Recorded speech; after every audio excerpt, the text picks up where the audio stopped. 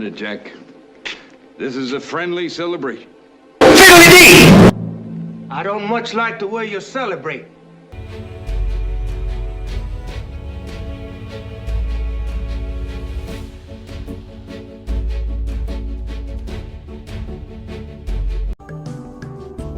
Welcome everybody to 4 Men in America. We've got Paul Fitch, Zach Taylor, Ken Bennett, and Don Woolley coming to you from Florida, USA. Now, I put a little background up today in honor of the U.S. Air Force and their mission last Friday night and their flight to Iran and the job they did, which is a well done, and we're really proud of them, and I know these guys are too. So I put a little clip together today, about a 20-minute clip of more information about the mission and General Caine's briefing this morning about how they planned starting 15 years ago to go after this place they went after, which was really interesting. And the only thing I can think that was probably a bigger, maybe more monumental than this, was probably the Manhattan Project, where we in secrecy built the atomic bomb over a little over a year's time and put that together to end the war in the Pacific. So, but this was a big deal, and it was bigger than most Americans realized at the time. And now that we've had that briefing this morning, I don't know if you guys heard it or not. If you haven't, it's on the clip I sent out today, and I'm going to add that to this program when I edit the video tomorrow. So it's very interesting, and it's quite a project. So anyway, welcome guys, and welcome to the audience. And your comments about last week we left off, we said, oh, we're in a 2-week window, right? I think I was the big mouth that said, yeah, we're in this 2-week window, so we won't know for a while. And the next night, here we go, right? So I wasn't even close to being right. So, but what are your thoughts a week later? On that point alone, though, Don, haven't I heard or read somewhere where that was really part of the deception or ruse that the president was trying to create? That they did, in fact, have a couple of days, not a couple of weeks, to have responded, and they didn't. And I think you all have been in armed forces or law enforcement. I've never done anything quite that noble, but you don't tell your enemy exactly what your timeline is. You give them a little hint, and then if you show up early, more power to you. That's right. And hey, running back and forth between those rooms with Janet Napolitano was very noble, Ken. Very noble. Well, I've done some noble things, but it didn't involve killing other people and preserving our freedom. So there you go. Well, you don't know, maybe in the long run. preserving freedom. You preserved Arizona, so that's pretty good. So your thoughts, guys? What do you think? Anybody can start out. Well, I think the president's perseverance and his courage need to be recognized. There are a lot of presidents for the last 15 years who have chosen not to take Iran on with this threat that they're working on. And I hope that the American people will wake up to just exactly how brave it was of him to do this, because he is a target. He's already been a target of Iran, though, as far as we can tell.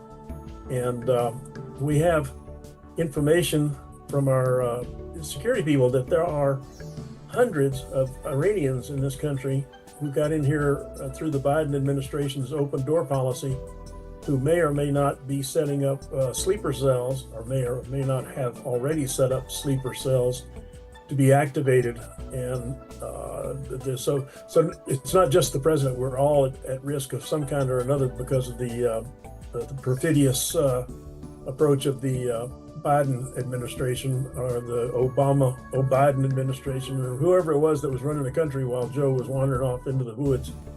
And I did hear, not to interrupt, Paul, I did hear that we picked up over 100 Iranians just last week. Yeah, I saw at least 13 kind of really bad guys were picked up, but good Lord, if they, they could have brought 100,000 in here. Sure.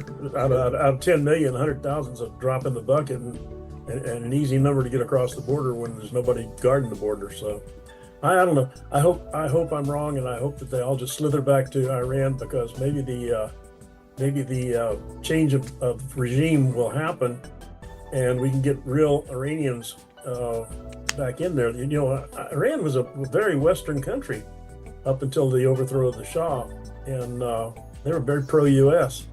It was the imams that wanted to be bad guys and oppose us. And so, guess who started this whole mess? You know a guy named Jimmy Carter? Yeah. You remember that name? As I do, because he's the one that wouldn't support the Shah when they were trying to overthrow him. Yeah. And guess what? 46 years later, here we are. So, yep. Anyway, now, I was outside the country during half of Carter's presidency. So fill me in on that comment, Don. Well, when the mullahs, when the rioting and the mullahs started, and they got into the streets, and got after the Shah of Iran, Jimmy Carter wouldn't back him. He didn't do anything he's like China and Russia now with Iran. We disappeared into the woodwork. He didn't come out with any statements. He didn't say anything about supporting him. And they went ahead and took it over and took our embassy and took our people hostage. And then we went on for the whole next year with the hostages, until Reagan was elected. So, yeah, he just didn't offer any public or private support to the Shah of Iran. So, all the stories were going around, the same old stories about he wasn't running a democracy and there was torturing people and, on and on and on. So, anyway, Carter stayed out of it, and we ended up with Ayatollah Khomeini running the country. So, yeah. Well, I was in southern Japan from 78 to 80. Yeah, that's right. You told that story. Yeah. Was focused entirely on my Christian missionary work. And so I did vote for Reagan from Japan. Yeah, good job. I hope it was counted too. I was what they now call a UOCAVA, uniformed under overseas. Right. I don't know if they called them that then, but there was a big old story this year, Ken, about UOCAVA voters and how they might have in some states increased that number in the wrong direction for some candidate.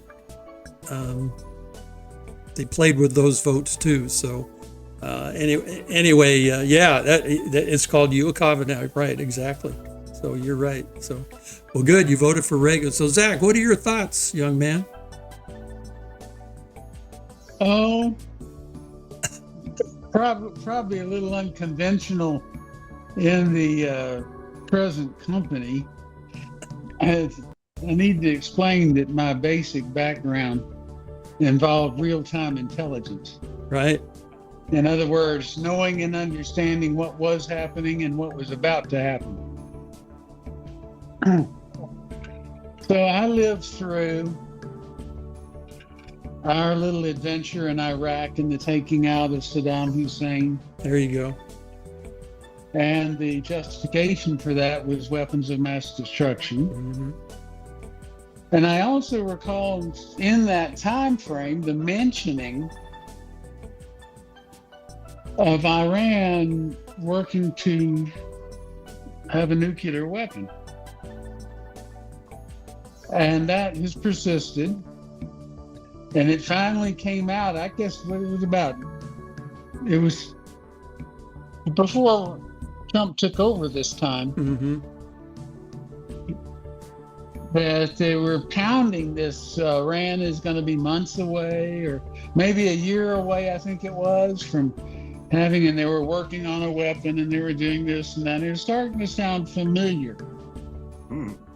Kind of like what we heard with the weapons of mass destruction. So I thought about this for a minute, and I said, we're being prepped. We're being prepped to invade Iran or to go to war with Iran. We certainly weren't going to go to war with Israel. So I'm thinking, oh, they're enriching uranium. Well, that's actually quite a long way before having a bomb. But they say that 2 weeks. And then I heard from some of my back channel people that the lead atomic energy inspector in Iran was a Mossad asset. So he would be the person who would be reporting back as to where they were in the production of this weapon. And then Tulsi Gabbard, who, by the way, I have a lot of respect for, came out and said, all of our intelligence sources are saying, no, Iran is not working on a nuclear weapon. They're not 2 weeks, 2 years away from it. They're not working on one at all. So here's Donald Trump. Now, if Donald Trump knows how to do anything, it's how to play 5D chess. It's very hard to predict what he's going to do. But after a little time with Doge and the focus that is coming on Doge in the national level that is looking really bad for the Democrat Party and their peoples and non-government organizations, they need to take the focus off of that and onto something else. So that's when the problem with Iran and the nuclear weapon days away. And then Tulsi Gabbard comes out and says, no, they're not doing it all. And Trump's saying, how do I benefit? How does the United States benefit from this chaos that is building up? Of course, we've got Los Angeles going on. We now find out that military intelligence and Elon Musk were monitoring radio traffic out of Iran into the United States, and that's how they identified the sleeper cells that they picked up over the weekend. Plus the military level equipment that they had that they were going to use. So that was diffused on Friday. Guy, you didn't see that on CNN, did you? yeah, I didn't look for it on CNN, but I don't watch CNN either, so I wouldn't see it, right? So now you've got you look everywhere you went on the internet, everybody's talking about Iran's going to have a nuclear weapon, and they're using this as a pretext or a reason. I'm going to call it a reason. I really think it's a pretext to attack Iran. So what does Trump do? He bombs their facility useless so they can no longer say if they even wanted to, they could create a nuclear weapon. Exactly. So now they don't have a reason to to attack Iran anymore. Plus, their top military people were taken out. And their top scientists. Yeah. So, completely diffused the reason to go to war. Then they get a ceasefire between Iran and Israel, which Israel promptly violates by dropping 40,000 pounds of explosives on Tehran, still trying to trigger World War III. So what we're watching is the hand behind the curtain trying to take us into World War III, and Trump's not having it. Yeah. He short-circuited. He cut the fuse and made it go into silence. Now they got to find something else to do. That's my view of what's going on. And I think that's really a good summary of what a lot of people believe, Zach. But I do know if you watch General Caine's, if you've seen General Caine's briefing this morning, and I don't know if you have or not, No. Again, I urge you to watch it because it is probably 95% sure that they were trying to enrich uranium enough to build a nuclear weapon in that facility in Fordo. And he describes starting 15 years ago, they started studying that area and where they were starting to build there. And they have a special group of guys that do that. And he did, by the way, mention that, oh, by the way, there are other targets around the world that we also study a lot. So he put everybody on notice. But anyway, he said for 15 years and then once they knew the materials and the construction and how they built this thing and what materials they took out and what dirt they took out and what they put in and everything that goes into building this massive facility underground, they decided that, hey, we don't have a weapon that we can destroy this with, right? Unless we dropped an atomic bomb or something, and we're not going to do that. So anyway, so that's when they went in developing the GBU-57, which is this bunker buster bomb, and he tells you all about that. And then he tells you how they put together the mission and why they used 12 of them on this one facility and how they did that.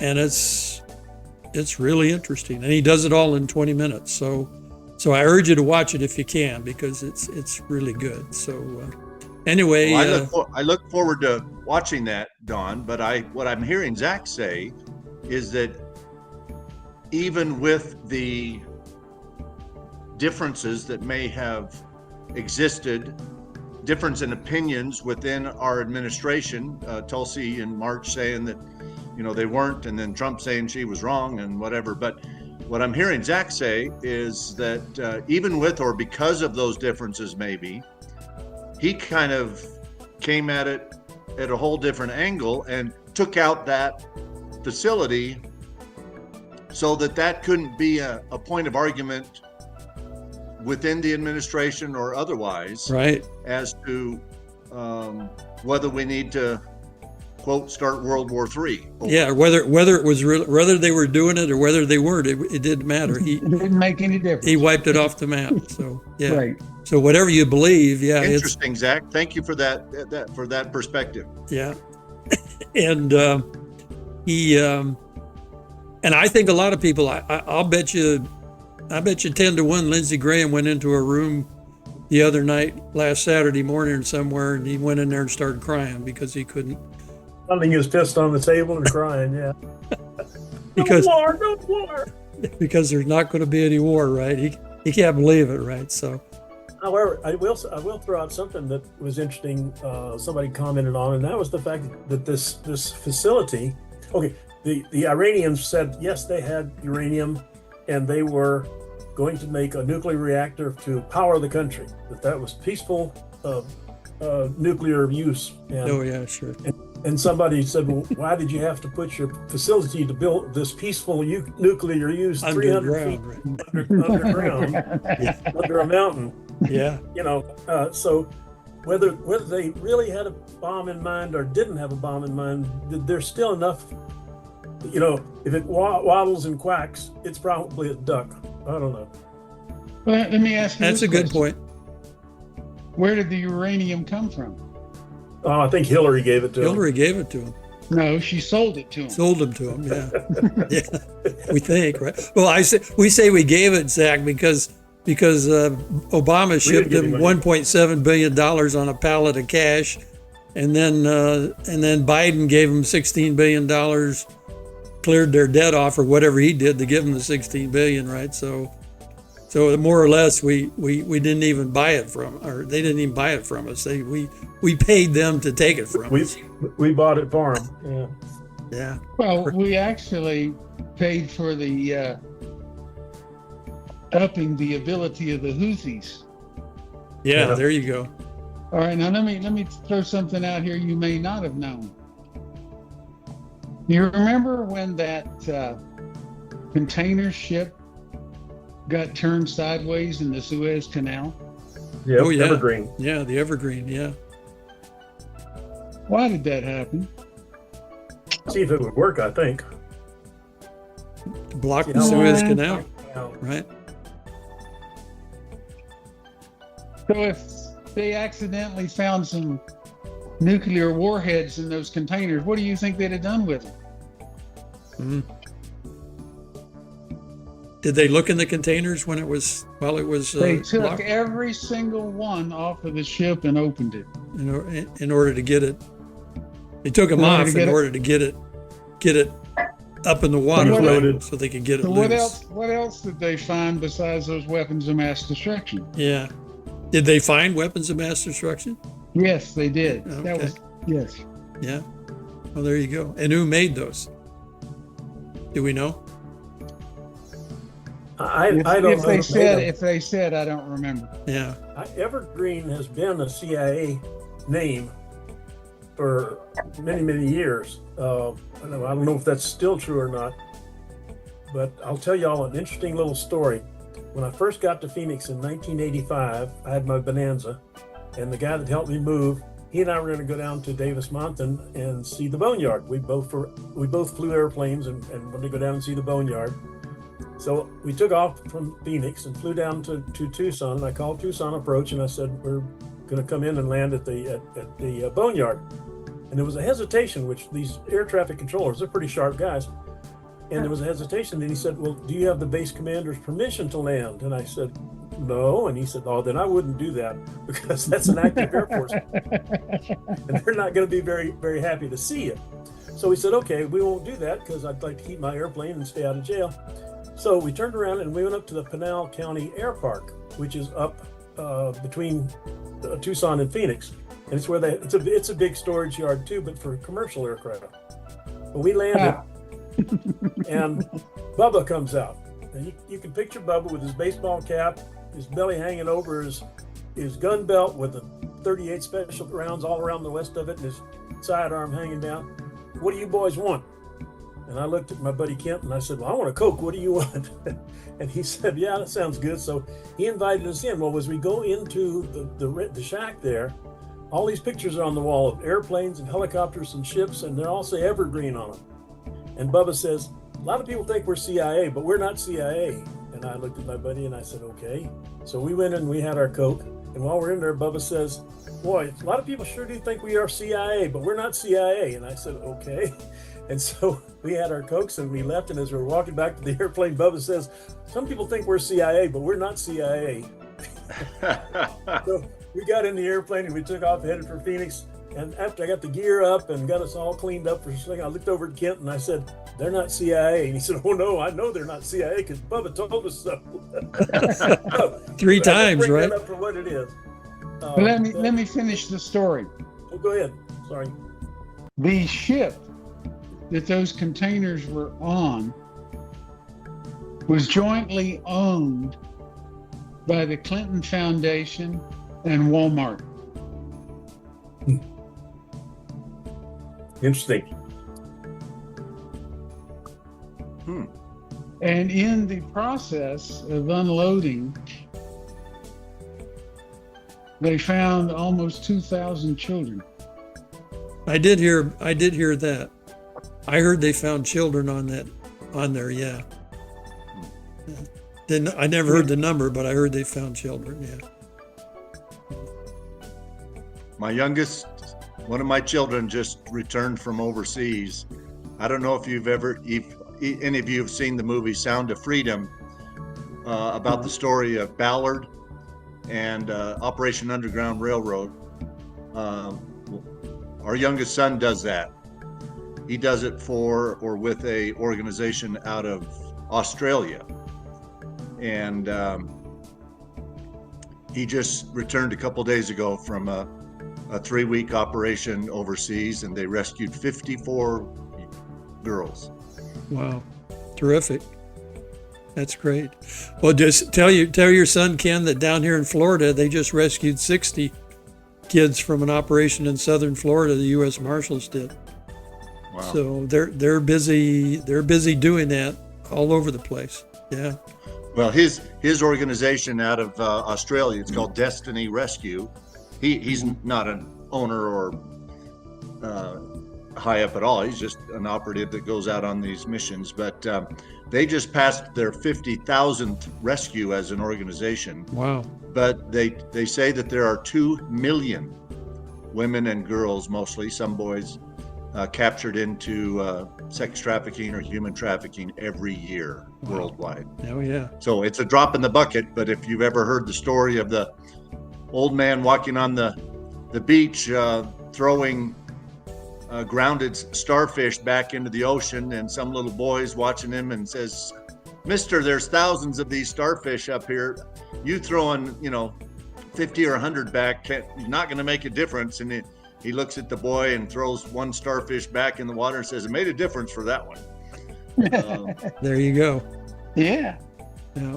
Well, now the other same intelligence group that I monitor saying that the entire reason that Russia went into Ukraine was they had set up biolabs in tunnels and had started stealing Russian children to drain adrenochrome from them. And he did not approve of that. And so when he went in, one of the places that, do you ever hear of Spetsnaz? Mm-hmm. Yeah. That's their special forces. Right. Special forces, Russian. Yeah. All right. And their Green Berets are called Grupo 042. And that's the top of their Spetsnaz group. Went into a property in tunnels underneath Biden's property and rescued children that were being drained for adrenochrome. And the whole reason is he wants to take that back is because they've been stealing Russian and Polish children and taking them into captivity and trafficking the older ones for sex trafficking throughout the world. Yeah, it's a nasty, evil business, right? And making it worse is that using the children, of course. And I remember when I flew through Clark Air Force Base, and I'm sure, Paul, you've been through Clark Air Force Base going over to Vietnam.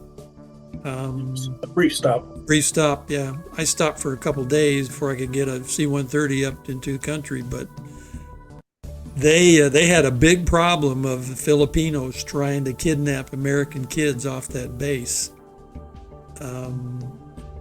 getting in and stealing kids, and then they would just disappear up into up into Southeast Asia, and you'd never see them again.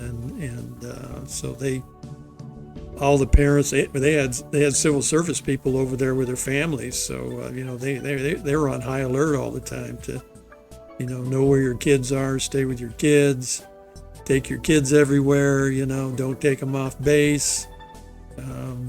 It was a bad spot to be, but yeah, there are a lot of countries in the world that are like that. They're looking to nab them. So yeah, some of these children that Putin Spetsnaz were liberating were American children. Oh yeah, I believe that. Yeah, I believe that. How many went missing of the children that crossed the southern border illegally? They cannot now account for. Yeah, I thought it was like 300,000. Right. Well, we know that 50 went to one man, and the address was a parking garage. Mm-hmm. I heard that. Yeah. Yeah, they've traced some of them down to some unusual places. Yeah. Like that one, right? Yeah. So. Well, they found him under the Biden property in Ukraine, and he's letting all of these come across the southern border and go out to people that don't even know him. Yeah. Gee whiz. Yeah. Some of them, they used them to go back and forth, right? Yes. Yeah. Yeah. And we know that for a fact too. So yeah. So And that's why the first thing, when they were doing the DNA testing and keeping the samples, they figured out that that was too good of a way to track these down and verify them in the future. They quit doing it. yeah. Well, Christy Noam is doing it now, right? She's As far implemented as it again. Well, they're not coming anymore. Yeah, right. It But the says ones if they did, The ones that if are they in country, do- the ones that are already here, I think they're DNA testing them to make sure they're with that family. If that family really their family when they find them. they're testing the family against the DNA of the child. Yes, Yeah. So that's which good. is wise. Oh yeah, of There's a course. special place in hell for people who abuse children. Oh man, I guess. Absolutely. Yeah, that's I think it's our job to arrange the meeting. yeah, that's right. Yeah, Capital punishment doesn't prevent crime the first time, but it damn sure prevents it the second second time. time. That's right.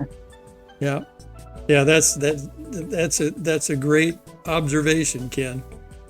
Special place in hell for those people.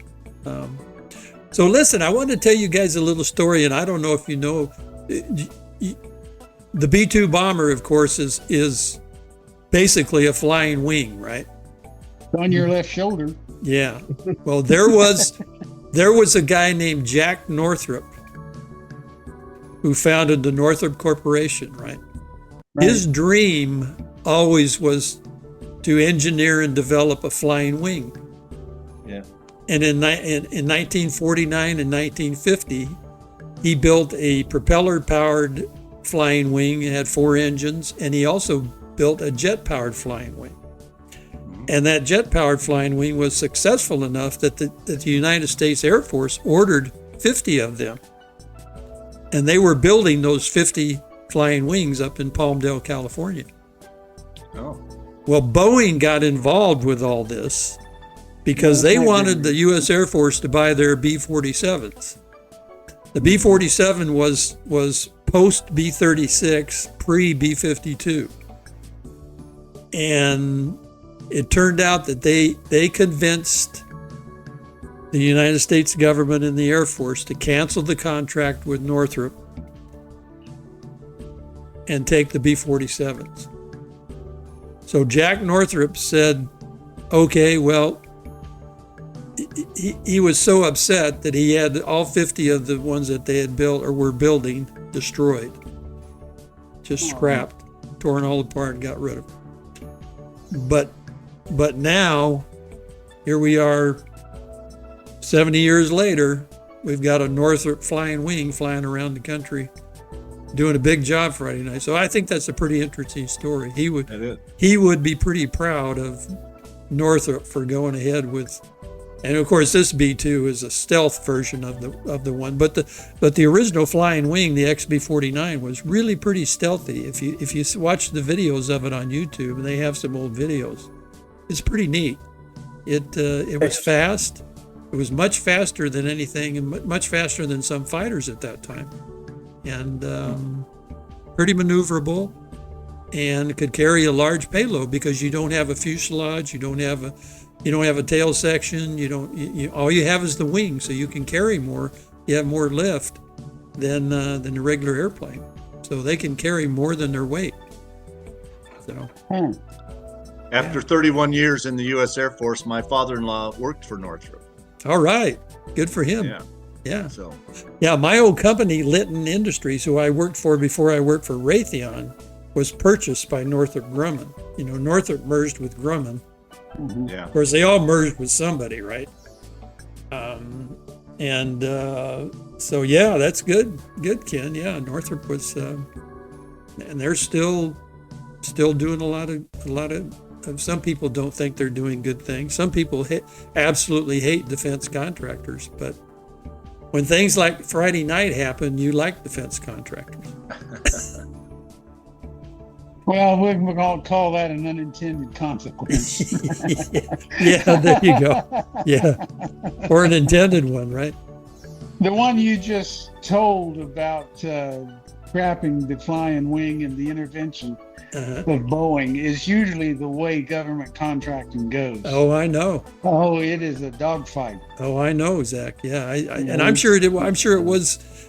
It's like that with any level that where you have you're a private contractor or a big or small, right? I mean, they can drop you right away. They just all of a sudden one day you say, well, you're done. You can fire all those 100 people you had to build that whatever you were putting together, and yeah, it's pretty vicious. So I think that's why when I was with Raytheon, we had so many. Raytheon put out bids on everything. They would bid on anything anybody wanted, right? And so when they'd build up their contract base enough that they built themselves a nice buffer, and then once the program broke through, like the missiles we're using to defend the Middle East right now, the Navy uses the SM-3, Standard Missile 3, which is a ballistic. It's a medium ballistic missile interceptor. That was the program that I worked on when I was with Raytheon, and they're $17 million a piece. Okay, and I don't know how many the Navy has now. They probably have over 500, probably 500, 750 now. But every time they use one of those to shoot down a missile, we spend $17.5 million of our hardware, and they're not cheap. And of course, the B-2 costs. I think I heard the B-2 costs $1.2 billion, something like that. So they're expensive. They were supposed to build 100 B-2s, and they cut it to 50.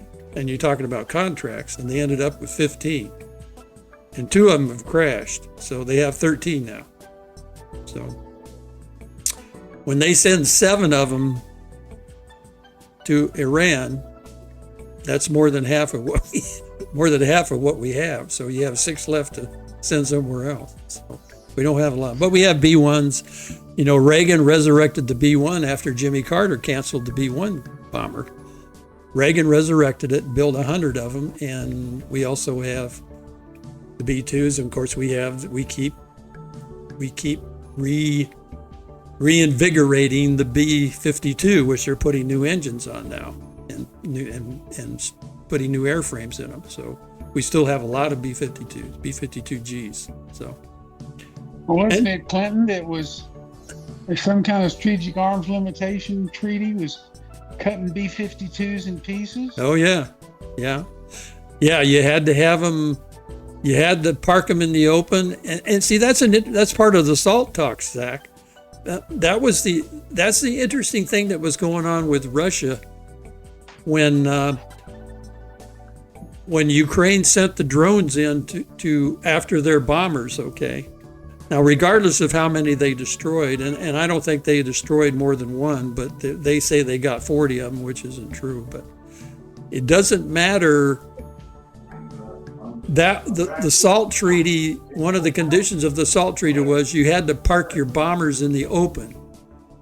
Okay, so that the satellite when flying over a satellite, when you got the satellite over the top of them, you could see them, you could count them, right? You knew where they were. You had to park them in the open. When Ukraine sent those drones in after those bombers, they violated the SALT treaty.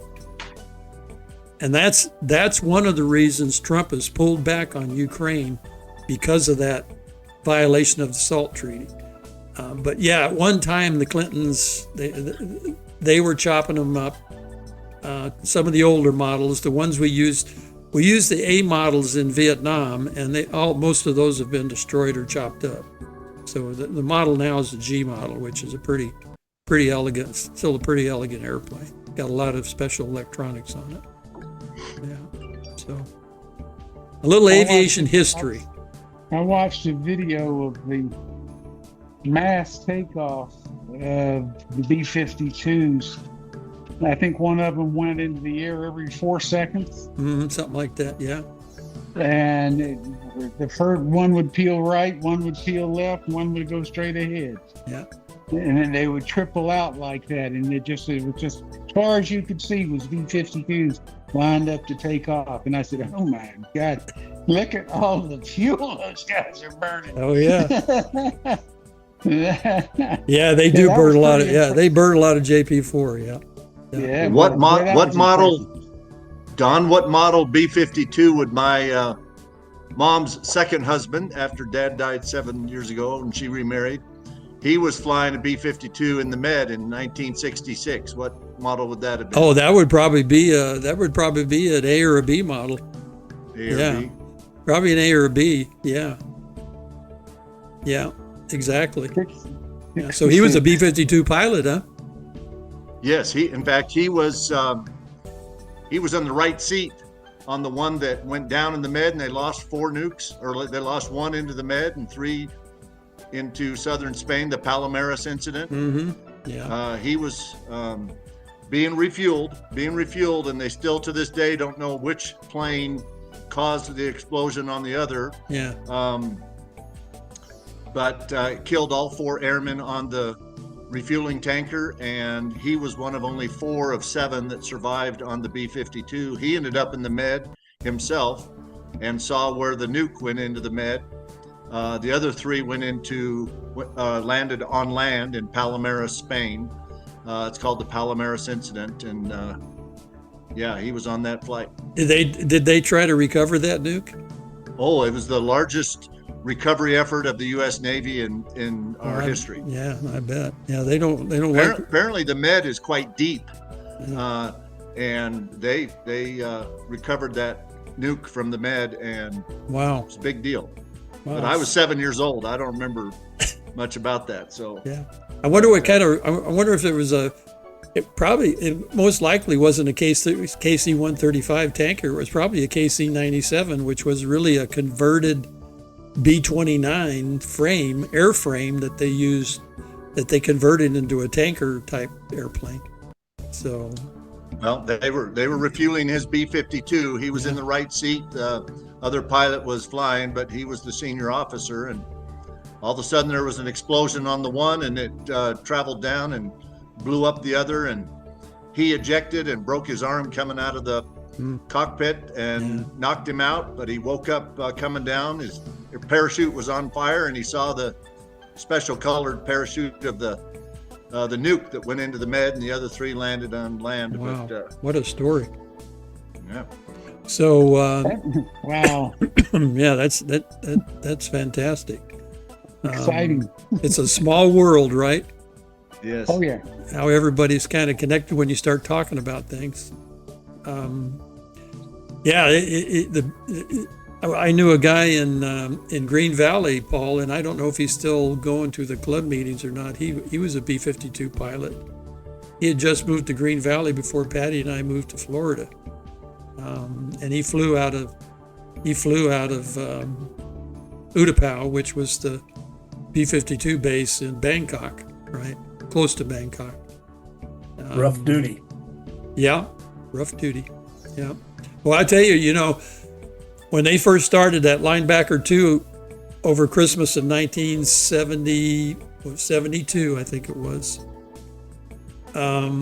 they flew the B-52s out of Utapao, and our planners, I mean, when you think about this, you think about this elegance to this mission we had on Friday night. And if you watch General Caine's briefing, everybody will come to appreciate the elegance of the mission Friday.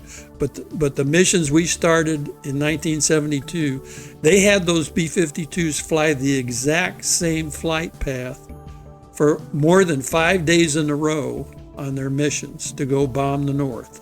That's when we sent all the B-52s north to make the Vietnamese come back to the negotiating table. That was Nixon sent them up there, and the same flight path, no changes. Just they knew the way they were coming in every day. And in the first 5 days, we lost 10 B-52s. Holy smoke. Yeah. And after the first 5 days, then they decided, well, maybe we should stagger a little bit. Maybe we ought to come in from different directions and different times, and maybe do more night bombing. And that's what they did. Okay. So after that first 5 days, they didn't lose any more airplanes. But that's how stupidly sometimes we were during the Vietnam War. We some of the things we did, and that some of the commanders did, just didn't make sense. It didn't make sense to the troops, So it didn't make sense to the air crews. They couldn't figure out what's going on. So So you're going to append a recording of his briefing to this recording? yeah, I'm looking forward to watching that. there's a little bit of flight video of the B-2. There's a little bit about the mission on Friday night. A nice snapshot of who was involved and what happened.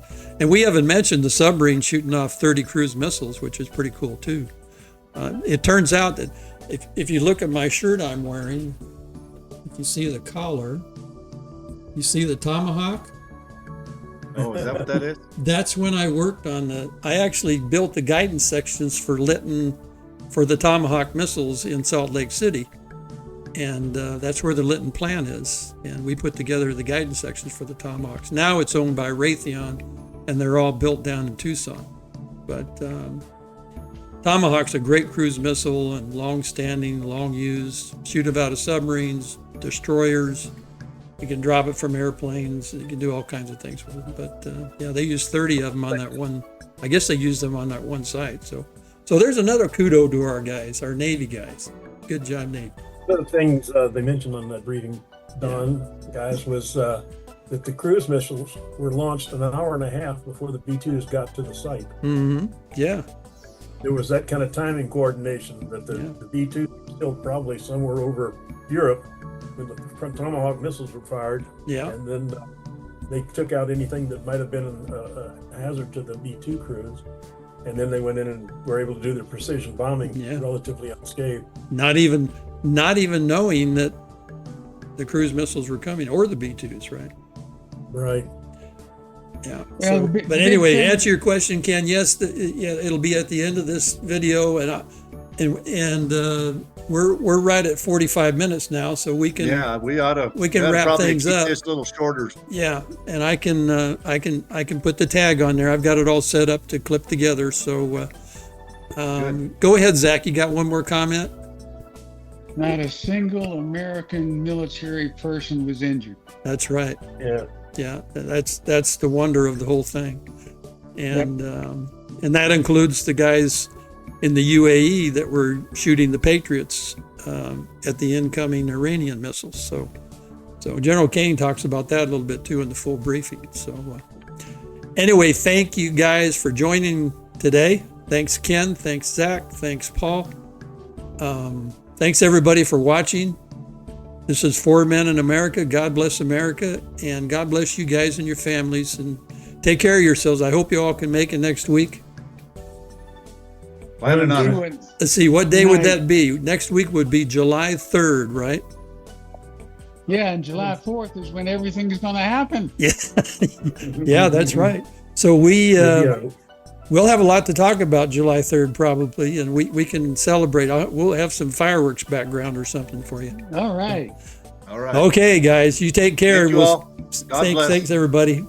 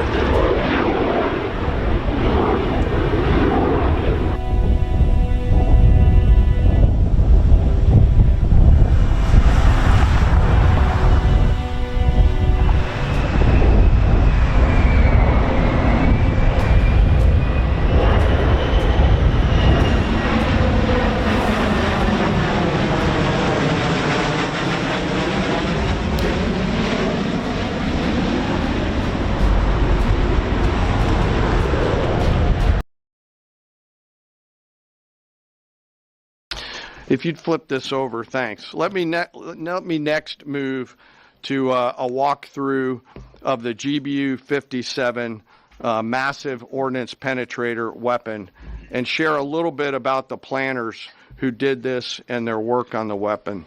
First, let me set the stage for you.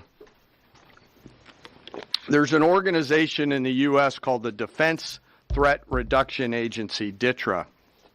DTRA does a lot of things for our nation, but DTRA is the world's leading expert on deeply buried underground targets. In 2009, a Defense Threat Reduction Agency officer was brought into a vault at an undisclosed location and briefed on something going on in Iran. For security purposes, I'm not going to share his name. He was shown some photos and some highly classified intelligence of what looked like a major construction project in the mountains of Iran. He was tasked to study this facility, work with the intelligence community to understand it, and he was soon joined by an additional teammate. For more than 15 years, this officer and his teammate lived and breathed this single target, Fordow, a critical element of Iran's covert nuclear weapons program. He studied the geology. He watched the Iranians dig it out. He watched the construction, the weather, the discard material, the geology, the construction materials, where the materials came from. He looked at the vent shaft, the exhaust shaft, the electrical systems, the environmental control systems, every nook, every crater, every piece of equipment going in and every piece of equipment going out. They literally dreamed about this target at night when they slept. They thought about it driving back and forth to work, and they knew from the very first days what this was for. You do not build a multi-layered underground bunker complex with centrifuges and other equipment in a mountain for any peaceful purpose. They weren't able to discuss this with their family, their wives, their kids, their friends, but they just kept grinding it out. And along the way, they realized we did not have a weapon that could adequately strike and kill this target. So they began a journey to work with industry and other tacticians to develop the GBU-57. They tested it over and over again, tried different options, tried more after that. They accomplished hundreds of test shots and dropped many full-scale weapons against extremely realistic targets for a single purpose: kill this target at the time and place of our nation's choosing. And then, on a day in June of 2025, more than 15 years after they started their life's work, the phone rang and the President of the United States ordered the B-2 force that you've supported to go strike and kill this target. Yesterday, I had the incredible honor and privilege of spending time with these two Defense Threat Reduction Agency officers who've given so much. One of them said, quote, "I can't even get my head around this. My heart is so filled with the pride of being a part of this team. I am so honored to be a part of this." To you both, thank you, and thank you to your families. Operation Midnight Hammer was the culmination of those 15 years of incredible work. The air crews, the tanker crews, the weapons crews that built the weapons, the load crews that loaded it. Before I run through this video today, I want to talk a little bit about weaponeering and what goes into an attack. Weaponeering is the science of evaluating a target. I mentioned all of those factors before that these two DTRA officers had thought about. Ultimately, weaponeering is determining the right weapon and fuse combination to achieve the desired effects and maximum destruction against a target. In the case of Fordow, the DTRA team understood with a high degree of confidence the elements of the target required to kill its functions, and the weapons were designed, planned, and delivered to ensure that they achieved the effects in the mission space. By the way, in the beginning of its development, we had so many PhDs working on the MOP program, doing modeling and simulation, that we were quietly and in a secret way the biggest users of supercomputer hours within the United States of America. So let me talk about let me talk about the graphic a little bit. And the GBU-57, which all of you I know is a 30,000-pound weapon dropped only by the B-2. It's comprised of steel, explosive, and a fuse. Programmed bespokely, uses effectively what tells the bomb when to function.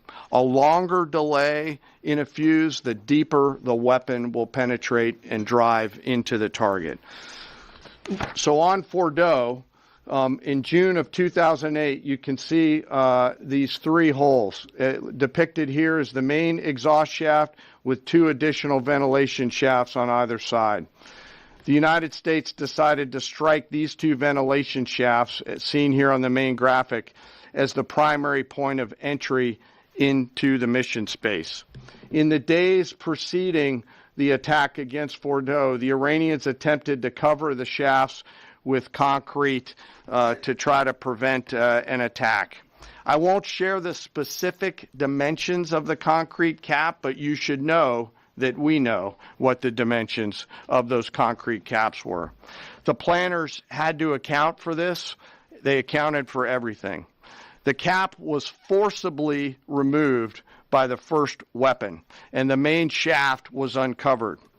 Weapons 2, 3, 4, 5 were tasked to enter the main shaft, move down into the complex at greater than 1,000 feet per second, and explode in the mission space. Weapon number 6 was designed on each side, so there were 6 on each side. Weapons number 6 was designed as a flex weapon to allow us to cover if one of the preceding jets or one of the preceding weapons did not work. The video I'm about to show you is a culmination of over 15 years of development and testing. As I said, hundreds of test shots on various models. This is one weapon. So if you take a view of this as 5 additionals, you'll get a sense of what this looks like. Hopefully you can see it and there's not too much reflection. Tom runs our videos out there. We'll run it at full speed so you can see it and then go back through it. Go ahead, Tom.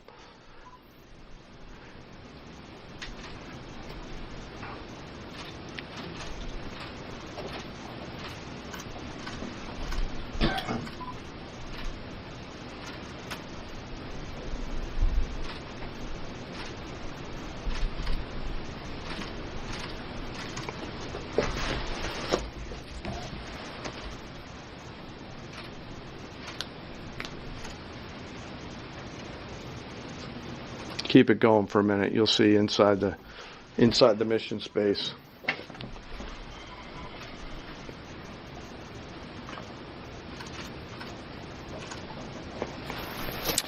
Unlike a normal surface bomb, you won't see an impact crater because they're designed to deeply bury and then function. I know there's been a lot of questions about that. All 6 weapons at each vent at Fordo went exactly where they were intended to go. A bomb has 3 effects that causes damage: blast, fragmentation, and overpressure. In this case, the primary kill mechanism in the mission space was a mix of overpressure and blast, ripping through the open tunnels and destroying critical hardware. The majority of the damage we assessed based on our extensive modeling was a blast layer combined with the impulse extending from the shock. Imagine what this looks like 6 times over. A point that I want to make here: the joint force does not do BDA. By design, we don't grade our own homework. The intelligence community does. But here's what we know following the attacks and the strikes on Fordo. First, that the weapons were built, tested, and loaded properly. 2, the weapons were released on speed and on parameters. 3, the weapons all guided to their intended targets and to their intended aim points. 4, the weapons functioned as designed, meaning they exploded. And we know this through other means, intelligence means that we have that were visibly, we were visibly able to see them. And we know that the trailing jets saw the first weapons function, and the pilots stated, quote, "This was the brightest explosion that I've ever seen. It literally looked like daylight." Let me now turn to the bomber crews themselves, give you a few details about them. The crews that attacked Fordo were from the active duty Air Force and the Missouri Air National Guard. The crews ranked from captain to colonel, and most were graduates of the Air Force Weapons School headquartered at Nellis Air Force Base in Nevada. I will state for the record that there is no beach volleyball or football at the Air Force Weapons School. There were male and female aviators on this mission, and a crew member told me when I talked to them on video the other day that this felt like the Super Bowl, the thousands of scientists, airmen, and maintainers all coming together. One last story about people. On Friday, they kissed their loved ones goodbye, not knowing when or if they'd be home. Late on Saturday night, their families became aware of what was happening. And on Sunday, when those jets returned from Whiteman, their families were there. Flags flying and tears flowing. I have chills literally talking about this. The jets rejoined into a formation of 4 airplanes followed by a formation of 3 and came up overhead Whiteman proudly in the traffic pattern, pitching out to land right over the base and landing to the incredible cheers of their families who sacrifice and serve right alongside their family members. Like I said, there were a lot of flags and a lot of tears. One commander told me this is a moment in the lives of our families that they will never forget. That, my friends, is what America's Joint Force does. We think, we develop, we train, we rehearse, we test, we evaluate every single day. And when the call comes to deliver, we do so. I could not be more proud standing up here today of our joint force. I'm filled with gratitude that I get to tell their story. And as we stand here right now, our forces remain on a high state of readiness in the region, prepared to defend themselves. And one last thing. Our adversaries around the world should know that there are other DTRA team members out there studying targets for the same amount of time, and will continue to do so. Thank you very much. I apologize for the length. I look forward to your questions.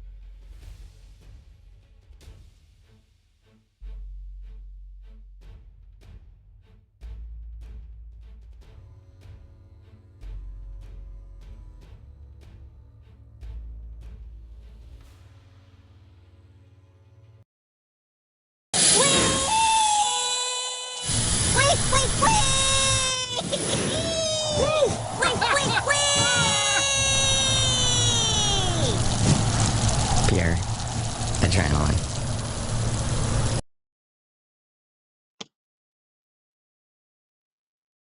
If you want to change the world, start off by making your bed. If you make your bed every morning, you will have accomplished the first task of the day. It will give you a small sense of pride, and it will encourage you to do another task, and another, and another. And by the end of the day, that one task completed will have turned into many tasks completed. Making your bed will also reinforce the fact that the little things in life matter. If you can't do the little things right, you'll never be able to do the big things right. And if by chance you have a miserable day, you will come home to a bed that is made, that you made. And a made bed gives you encouragement that tomorrow will be better.